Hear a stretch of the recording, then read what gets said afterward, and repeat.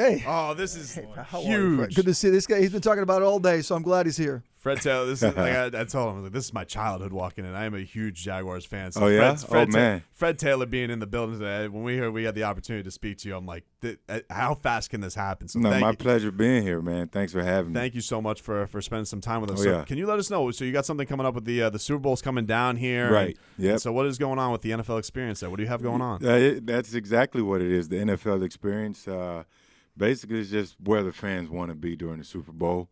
Always a great time. I enjoy it as a former player, and the fans will have an opportunity to, just have an opportunity to take a lot of photos, get autographs, do interactive games. The kids are free, by the way. The kids will be able to, participate in football clinics, flag football, Play that's cool. 60. There during Play 60. Former players, they interact and they play around with the kids, toss the ball. Again, other opportunities for autographs and photos. Vince Lombardi Trophy will be on hand, and the 53 Super Bowl rings will be on display. So a lot of selfies.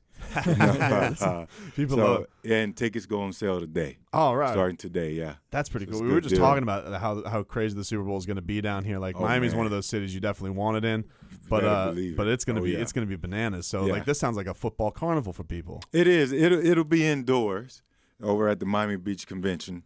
So Which it's completely redone, by the way. It looks great. Correct. I was just there a few weeks ago. It's amazing. Correct. Yeah. Exactly. And basically, the 25th of January is when the action starts. So for locals, I always said for locals, get out there early on in the week. So Saturday the 25th, Sunday the 26th, and then skip Monday, Tuesday, Wednesday, the 29th. It's $20, $20. And locals, they'll be able to have an opportunity to beat the rush, the influx of fans from all over the world coming in later in the week. And then from January 30th to February 1st, it goes up to $40. That's pretty awesome. Plus a lot more people. Oh, yeah, it's going to get wild. How much do you enjoy, that Super Bowl experience of the week of? It's become as big as the game, the hype and the stuff for the fans. As a former player, though, when you go to these events, how much do you enjoy that? Well, it's for me, it's our concert. Yeah. It's an opportunity to engage with the fans, not just our fan base, but fans that, scream and root against you. And it's fun, because you're sharing stories. You hear the fan side of it. They're able to say, I hated you here or there, but I'm a big fan. But I loved you on my fantasy teams. That's you get that, too. You get a lot of that. So it's great for the players. They're out of their element, but they're in their element, So it's an opportunity for them to, in a more relaxed setting where they're not just thinking football. They get a chance to just be a fan too. Because I always liked interacting with guys around the league who I enjoyed watching play too. So, and I get my selfies, I get my autographs. You got to. Legends, You're speaking about locally. Do you have any people like from your ties at Glade Central, like anybody from that area coming to see you, or do you do any to go out and see the old area where you went to school there? I get out to Glade Central a lot. Usually myself, my cousin Santonio Holmes, Riedel Anthony, who I grew up with, former Buccaneer. We all tend to meet back on an annual basis. We'll do a toy drive, Thanksgiving drive. We go and speak to the team a lot, try to steer those guys in the right direction, let them know through transparency, look, we were in these same, seats in your shoes in this community. So anything we could do to go back and motivate and inspire, we try to do the most of it. So for me, it's fun. It's a piece of cake. Thankfully, I live 45 minutes away, so I can get up there fairly often. And it's good. It's what you mean to that community too. I grew up in Palm Beach County. I grew up. My parents still live in West Palm Beach, so knowing the history of that area, what you meant, and those players you guys met, there's still, even all these years later, that impact that you have just being there, just seeing Fred Taylor and hearing that story means a lot to those kids. It was fun, and again, just going back to it years ago. At one point, you have a small town like Belgrade, it was just 15,000 residents. It was for a 7-year period.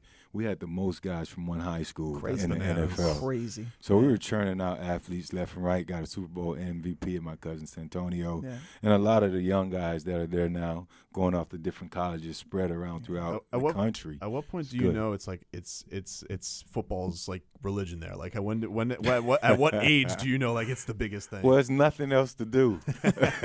So I started at 9, watching Chicago Bears 1985. It was like, okay, the light switch flipped, and I was off to the races. Became real competitive, and that's what you have to do. You have to live, sleep, do the other thing, football, and that's just what it is, man. That's awesome. I was seeing you, Fred, this year. It was cool seeing you social media-wise, like standing up for yourself with this whole Hall of Fame thing. Cause correct. I think you're a Hall of Famer. Like, thank you. Bar none. I don't have a vote, but I wish I did because I think you are. I appreciate it. Yeah, man. Yeah, So thank you. it was good seeing like the organization get behind you, Tony Khan getting the support behind you. Yeah. Like, what do you make just, I guess, of the whole process? Because I know Baselli's kind of gone through this too. Like, right. you guys. What a talent pool you guys had back then. You know, right. Mark Brunell, Jimmy Smith, Lightning and Thunder with Keenan Mm-hmm. McCardell. Yep. It was an arsenal, man. So is it just having like the right people, I guess, stand up for you and recognize? Do you think being in Jacksonville, one of the smaller markets, has something to do with it? Because like I said, we all think you're deserving in this room. Going back to it, I'm learning a lot more about the process itself, from simple nomination, which you can be nominated by anyone. Okay. A member of the voting members, one of the voting members can nominate you, a fan can nominate you, and then they sort those things out, and then the different steps throughout the process.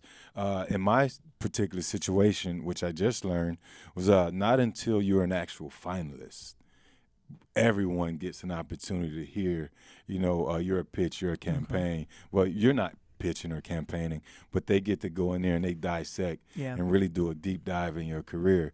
But not until then, they don't really pay attention to it. So guys are just kind of bubble guys like I've been. The smaller market does have a lot to do with it. And I always would say, if I had played in New York, 700 yards in New York is equivalent to about 1,200 yards in Jacksonville. Would you have 11,000 yards? I think that, right. That would be that's a lot of yards in New York. But other places, they have an opportunity to play a lot more primetime games. Yeah. And they have a few highlights here and there on the primetime games, and now they look like a superstar. So in the media, sometimes it's hard to separate the two unless they do that deep dive, because everything else is just on the surface because guys had good highlights. But they'll get it right. These guys, they got a tough job.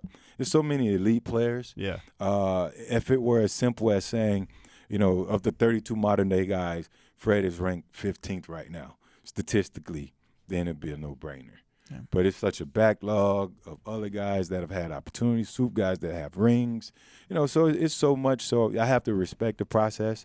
I'm humbled by the process, but I think one day I'll have an opportunity to be all. To me, I think of watching in that generation. To me, Edge and Fred are the two guys that you look 100%. At. The stats that they put up year in, year out. You guys were the running backs that I looked at and said, those guys are Hall of Famers. Well, we hope that's the case because EJ's my guy. Yeah. So I would definitely hope that's the case. Yeah. We were talking about this before you came in today. We got a Canes Gators basketball game. Are you going to go hard for Florida this afternoon? I'm a Gator matchup? Through and through in all sports. I don't always follow all the sports, but I tend to, I'll get certain notifications. Just for fun. Yeah, bragging rights too, so it's always good to say, we beat you guys. So how are you with our guy, UD? Because UD is one of those guys where he's Mr. 305, he's Miami, but he's also a proud Gator. Oh, no, he's definitely a proud Gator, and I remember UD on campus, man, just had that swagger and that, I'm not going to let anything go down with my teammates, and that carried over to his long, lustrous career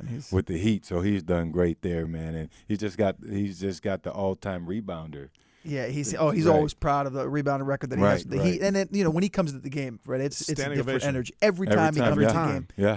And he's and at his age, you've seen him. His workouts are incredible. Oh yeah. What he does, and he is our 305 pride. There's no doubt about it. But he's also a proud Gator. Yeah, what does it mean to you, Fred? Because you guys, it's cool seeing you, Tony Baselli, all the guys from that era, just now kind of being like these ambassadors, as faces of the organization. What does it mean to be, I guess, embraced by a franchise and fan base, known for all the good things you did? Because you were really one of the first stars that franchise had. Correct. For me, and I always say it's a blessing in disguise. I had my share of injuries, and really the injuries is being a young player. Sometimes you can feel underappreciated. You don't always understand the business dynamics of the NFL, but it is a business first, more than football. And we talk about the small market and all that stuff. If I had gone to New York, I don't know if I would have handled it. I'm from a small country town. Seeing those big city lights, who knows what a young Fred would have done. So being in Jacksonville, it allowed me time to grow up and mature. And then the injuries itself, when it was time to be a free agent, I didn't chase the money because I couldn't. I felt that I didn't have the necessary leverage to go and, chase the big contract, because I'm a firm believer in a bird in the hand is better than two in the bush. Yeah. So make the most of what you have. Yeah. So in hindsight, that allowed me to be in Jacksonville for 11 years. And my legacy, being able to be inducted into the Jaguars Ring of Honor, Jaguars Pride of Honor, and now to serve, as you mentioned, ambassador to the international game, being able to interact with the fans, being able to be considered one of the best players in franchise history, along with Tony, Jimmy, Mark, Keenan, as you mentioned, and a lot of other guys as well. It's just a blessing, something I never thought would happen. When I entered the NFL, I said I only want to play 3 years, make a lot of money, and get back to Belgrade. Okay. Yeah. I didn't know any better, but God is good. He let God work; He'll work for you. So it's been great.